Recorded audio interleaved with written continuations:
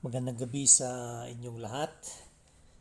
Tayo ay magpasalamat sa ating Diyos sa kanyang pagbibigay ng oras para tayo ay makapagbulay-bulay ng kanyang salita. Tayong manalangin. Ama naming Lord, kami ay lumalapit sa inyo.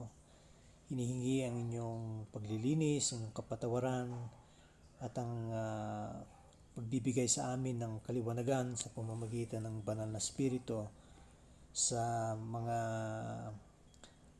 aralin na aming gagawin ngayong gabi.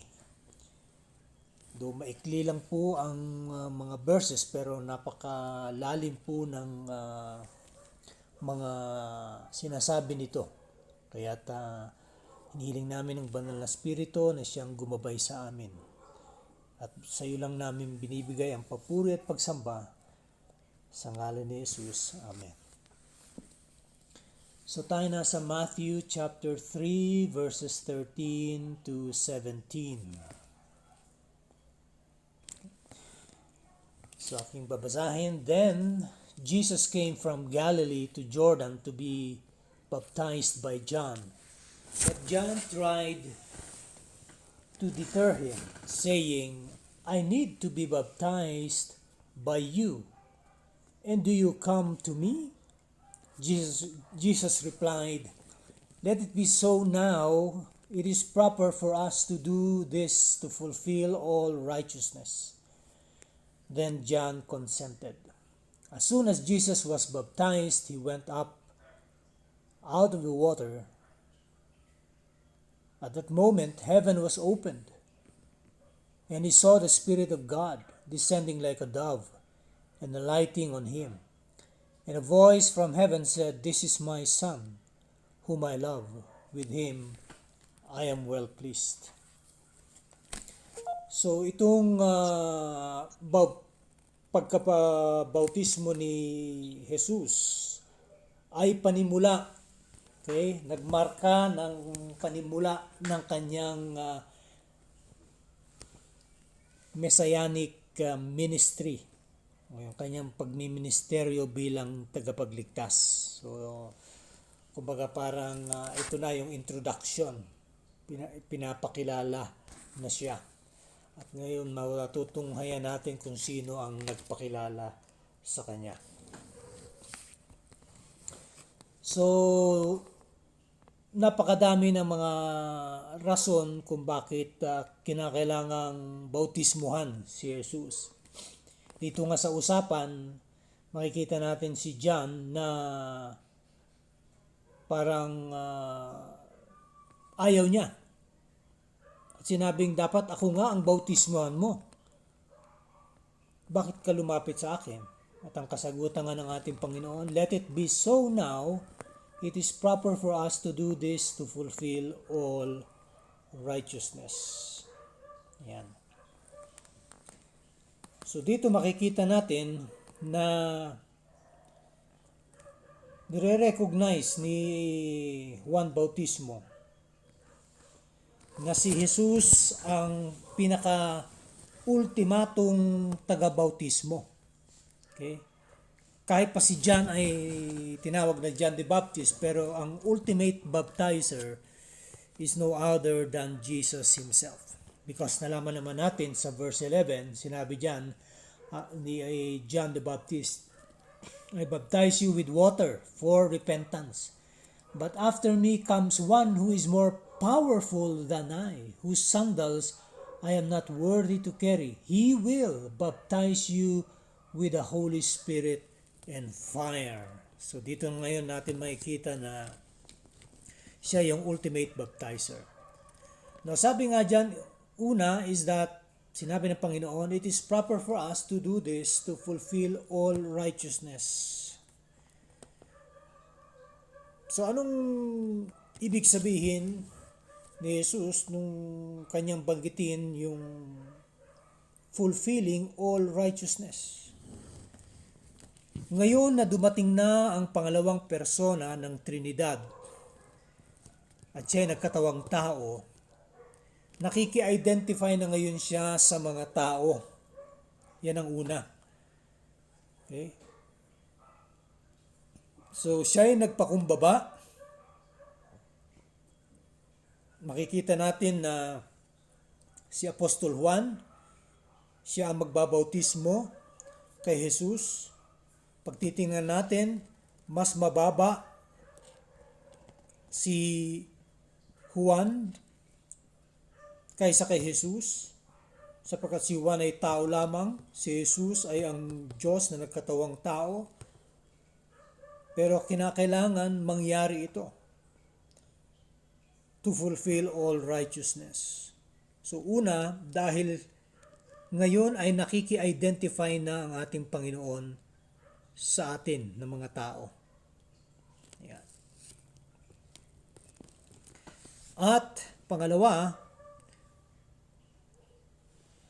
ipinapakita ngayon ng ating Panginoong Hesus ang kanyang pagsunod sa plano ng Diyos na nasulat sa Skriptura o sa salita ng Diyos. Kung ano man yung mga nasa lumang tipan na sinabi tungkol sa plano ng Diyos ay kailangan magkaroon ng katuparan, at kabilang dito ang pagsunod ng anak sa kanyang ama, sa kanyang gagawing pagmiministeryo, at ito na nga yung tinatawag na messianic ministry ng ating Panginoon, na siya magliligtas ng mga kaluluwa. Pangatlo, alam naman natin na nung lumang tipan ay kinilala ng Diyos ang bayang Israel na kanyang anak. At dito ngayon nakiki-identify din ang ating Panginoong Hesus sa bayan ng Israel, sa kanyang mga kabaro, dahil nga hindi natupad ng bansang Israel, ng mga Israelita, ang pagsunod sa plano ng Diyos. Kaya't ang kukumpleto nito ay walang iba kundi ang tunay na Israel, at yan ay walang iba kundi ang ating Panginoong Hesus. Siya ang magkukumpleto sa misyon na ito, na hango sa plano ng Diyos. Yan. So, dito makikita natin na yung misyon ng ating Panginoon. Nire-remind lang tayo sa kanyang mataas na misyon at layunin para sa atin na mga nasa sanlibutan ng mga tao. Kaya't siya, yung kanyang pagpapakumbaba, yung kanyang pagtanggap sa na mabautismuhan siya ng isang mas lower in rank, at yan ay si Juan Bautismo, ay pagpapatunay lang sa kanyang panawagan. At dito makikita natin ay minomodel ng ating Panginoong Hesus ang tunay na pagpapakumbaba. Siya na sabi nga Diyos, pero nung bumaba dito sa lupa, sinabi niya kay Juan Bautismo, alam ko meron ka ring misyon. At ang misyon mo ay ang i-prepare ang daan, ang dadaanan ko. Yan. Pero para masunod itong tinatawag na katuwiran, to fulfill all righteousness, ay kailangan gampanan mo ang iyong tungkulin bilang isang taga-bautismo. At ako naman ay magpapasakop dito. Now, hindi nangangahulugan na kagaya ng ibang tao, kaya si Jesus ay nagpabautismo ay dahil may kasalanan siya. Wala siyang kasalanan, ni bahid, ni dungis ng kasalanan ay wala siya. Siya ay perpekto. Pero kinakailangan niyang ngayon maki-identify sa mga taong makasalanan, sapagkat kanyang aakuin ang mga kasalanang ito pagdating ng kanyang pagtungtong sa krus ng Kalbaryo. Ayan. Ayan. Okay? So, pangalawa sa ating nakita dito sa verses na ating inaral, si Juan Bautismo, kanya ngayon publicly na hinahayag ang pagdating ng Mesiyas at ang panimula ng pagmiministeryo nitong tinatawag na Messiah. Yan. Pangatlo, ayun, nabanggit ko na yung kanyang pakiki-identify sa mga tao. Okay? Pangatlo, yung kanyang pagpapakumbaba ay isang ehemplo rin para sa atin, mga tagasunod niya. Na kung ang ating Panginoon ay nagpakumbaba, sino tayo para hindi sumunod sa kanyang yapak? Okay? So, makikita ngayon natin na dahil dito, sabi nga, sumunod si Juan at kanyang binautismohan si Jesus. At nung bautismohan na niya at nilubog niya na sa tubig si Jesus at pagkaahon, sabi nga, at that moment heaven was opened and he saw the Spirit of God descending like a dove and alighting on him. Ayan. And a voice from heaven said, "This is my Son whom I love, with him I am well pleased." So ngayon makikita natin na diniklara mismo ng Diyos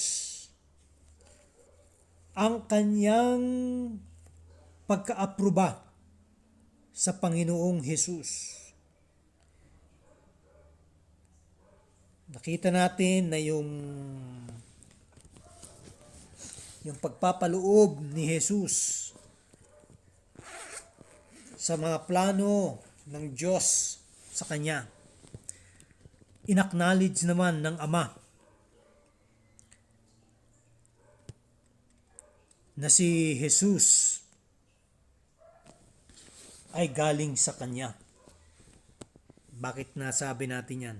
Una, sabi dyan, heaven opened. Heaven was opened. Okay? Bumukas ang kalangitan. Now, sa mga aralin sa Lumang Tipan, pagka sinabing heaven was opened, ay ito'y pagpapakita ng pananalita ng Diyos sa kanyang mga revelasyon. O kaya ito ay isang pagliligtas sa hinaharap, future deliverance. Kaya kapag may mga ganyan, bumukas ang langit, ibig sabihin, ang Diyos ang siyang kikilos, ang gagalaw at gagawa at tutupad sa mga kanyang nasabi o naplano. Ayan. Pangalawa, sabi nga, and he saw the Spirit of God descending like a dove and alighting on him. So makikita ngayon natin ang Espiritu ng Diyos ay bumaba sa kanya.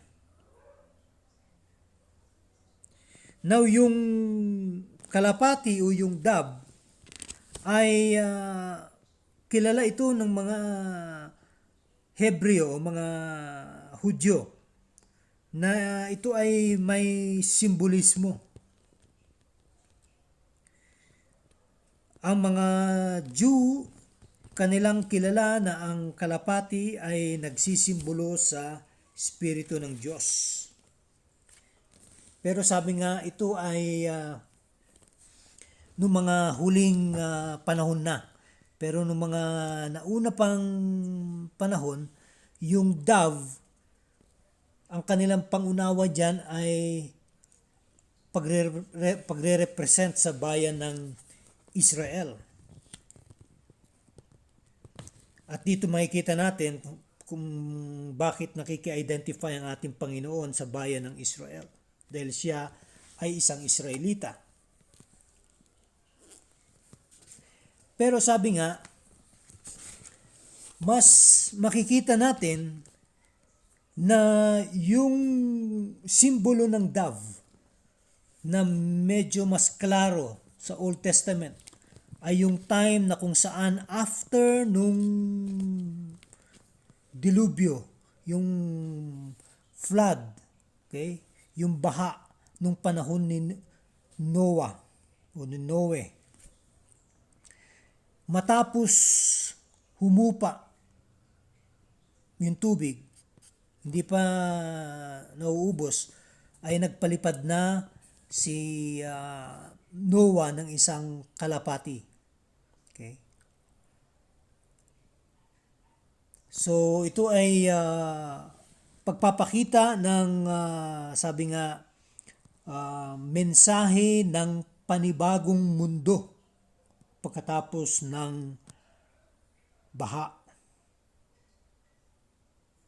At nakikita rin natin sa atin bilang mga mananampalataya ang simbolo ng banal na spirito kapag ito ay nanahan sa isang sumampalataya kay Jesus. Sabi nga, siya ngayon ay isang bagong nilalang. Panibagong buhay. Yan. Makikita natin na si Jesus ang siyang inaugurator ng kaharian na paparating. Kaya't nung kanyang pagpasok sa sanlibutan ay sinasabi nga, we are in this age, meaning to say this evil age, o yung mga panahon-panoon hanggang ngayon, we are in this evil age.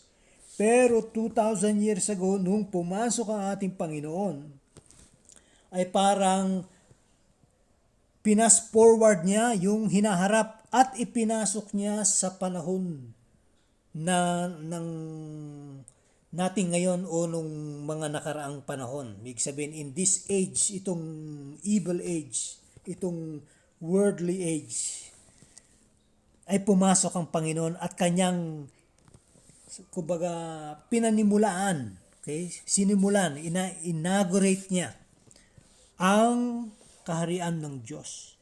Kaya't yung sabi ngang the age to come ay sabi nga nag-interject o nag-intersect or he has broken into this age that we live in. Okay? At si Juan ang siyang unang ginamit para iproklama ang pagdating ng inauguration na ito. Itong pagdating ng Mesiyas. Yan. Pangatlo na makikita natin dyan, matapos magbukas ang kalangitan at ngayon yung kalapati ay nag-descend, sabi nga, sa anak ng Diyos. Verse 17, and a voice from heaven said, this is my son whom I love, with him I am well pleased. So merong boses, okay? May boses na nagsalita sa langit na kilala itong konsepto ng mga Hudyo, lalo na nung mga nasa lumang tipan, sapagkat nakikita nila, naririnig nila na nagsasalita talaga ang Diyos sa mga Israelita, lalo na sa kanilang mga leaders, kay Moses, kay sa mga propeta, gaya nila Ezekiel, ayan, sina Jeremiah, at iba pa. So, familiar na familiar ang mga Hudyo dito sa boses na galing ng kalangitan. Makikita nga natin dito na sabi nga, ang ebanghelyo na ating ngayong pinamamahagi ay nagpapakita ng tatlong boses dito sa ating inaaral ngayon. Una, ang Eskriptura, ang salita ng Diyos. Pangalawa, ang prophetic voice, meaning to say yung pamamalitan ni Juan Bautismo sa disyerto. At pangatlo, itong heavenly voice, boses mismo ng Diyos, na lahat sila ay nag-a-attest sa identity nitong si Jesus. Hindi sila nagsisinungaling, ibig sabihin. Sabi nga, yun lang boses sa langit, sapat na. Pero, sabi nga, ang Eskriptura at ang salita ng propeta at ang boses sa kalangitan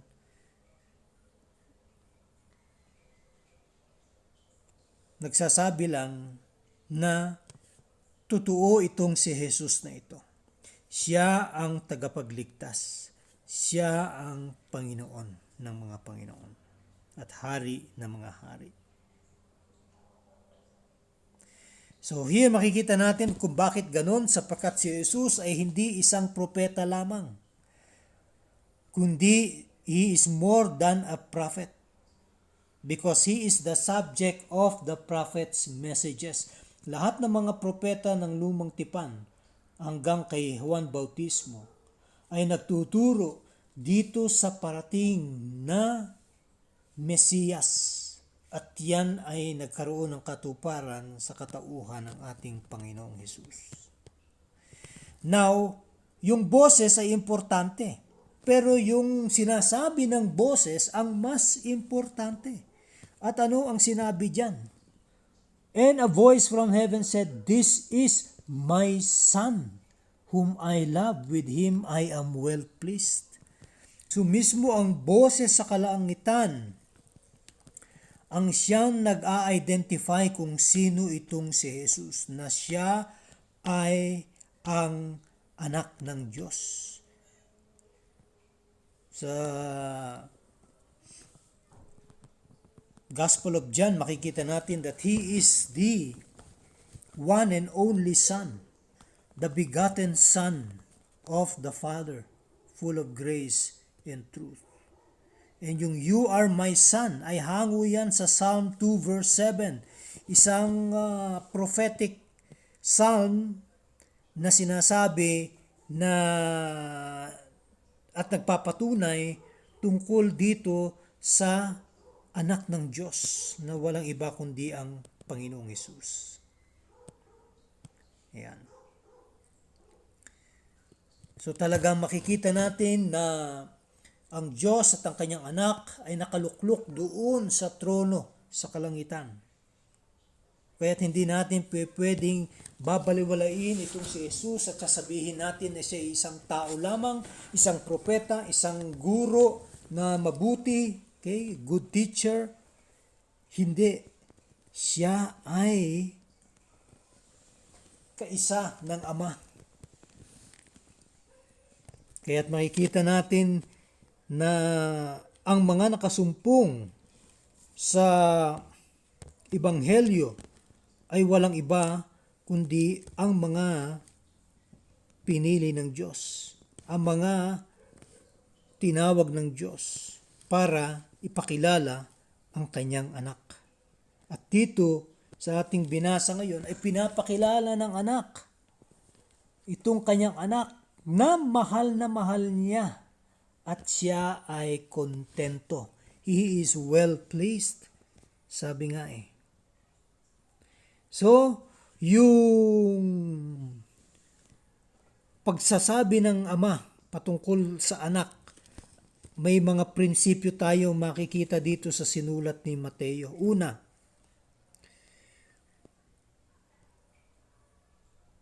pinapakita na si Jesus ay sentro sa puso ng Diyos at sa kanyang plano.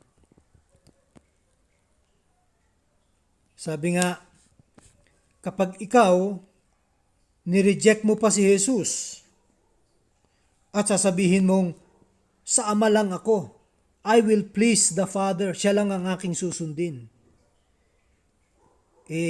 nire-reject mo rin ang Ama sa pag-reject mo sa anak. Okay? So si Jesus ay hindi isang propeta sa mga maraming propetang pinadala ng Diyos, kundi sabi nga, una pinadala niya mga propeta, pero sa bandang huli, sabi niya, ang aking anak, ang aking ipadadala. Kaya nga sa Hebrews chapter 1, sabi nga, in previous times, God has spoken through the prophet, but in these last days, itong mga huling araw, God has spoken to us through His Son sa pamamagitan ni Jesus. That is why nung dumating dito sa lupa ang Panginoong Jesus, nag-start na po yung last days. We are already in the last days from the time Jesus stepped foot on the earth. Okay? So, hindi lang siya isang prophet sa maraming mga propeta, but sabi nga, He is God's ultimate revelation. Siya na ang pinaka-ultimatong revelasyon ng Diyos. Kaya nga, He is the perfect image of the invisible God. He is the radiance of God's glory. Sabi nga sa Book of Revelation. That He is God's beloved. Okay? Son. Pagpapakita yung lawak at kalakihan ng sakripisyo ng Diyos. Kaya't sinabi nga dyan sa John 3:16, for God so loved the world that He gave His only begotten Son, that whosoever believes in Him shall not perish but have eternal life. Pangalawa, makikita natin yung pagsasabi at re-reveal ng Ama tungkol kay Jesus. Itong napakababang loob na kanyang anak ay siya rin mismo ang mamumuno at magdadala ng hustisya at kapayapaan pagdating ng araw.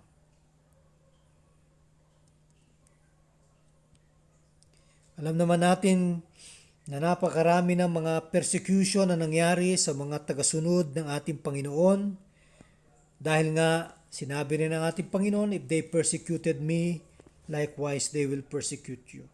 So sabi nga, be steadfast, be unmoved, sabi nga.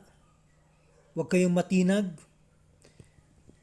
Dahil sabi nga sa inyong patuloy na pagpapagal, sa inyong pagpipersevere, ay may nakalaang na mga pagpapala na inyong makakamtan pagdating ng panahon. Kaya sabi nga niya sa Hebrews, ayaw ko na kayo ay manliliit. You will shrink back. Kayo ay ibig sabihin tatalikod. Aayaw dito sa aking salita. Ang mga taong ganun, sabi ko nga, mga nabansagang apostate, ay balang araw haharap sa hustisya ng ating Diyos. Panghuli, yung boses ay nagpapakilala na itong Jesus na ito, na siyang anak ng Ama, ay masunurin hanggang sa punto ng kamatayan. Bakit? Alam naman natin kung saan hahantong ang kanyang exodus na ito, yung kanyang paglalakbay na ito, mula sa disyerto patungo dun sa Jerusalem at sa labas ng Jerusalem, sa Calvary, sa Golgota, siya'y mapapako, siya'y mamamatay, at ito ay kanyang tinanggap. Ito yung plano ng Diyos para sa kanya. At dahil dito, sa kanyang, pag-alis sa langit at pagbaba niya dito sa lupa,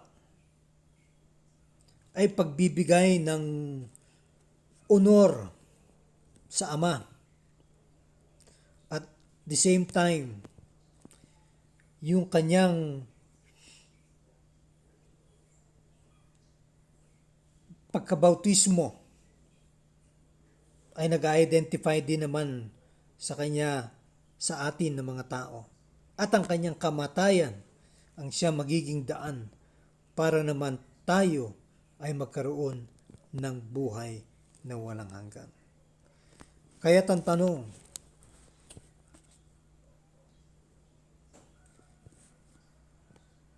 atin bang isinasabuhay ang mga salita ng Diyos? Or do we take light of what we hear or of what we read from God's Word? Minamaliit lang ba natin ang mga ito? Mas focus ba tayo sa mga nangyayari sa ating paligid?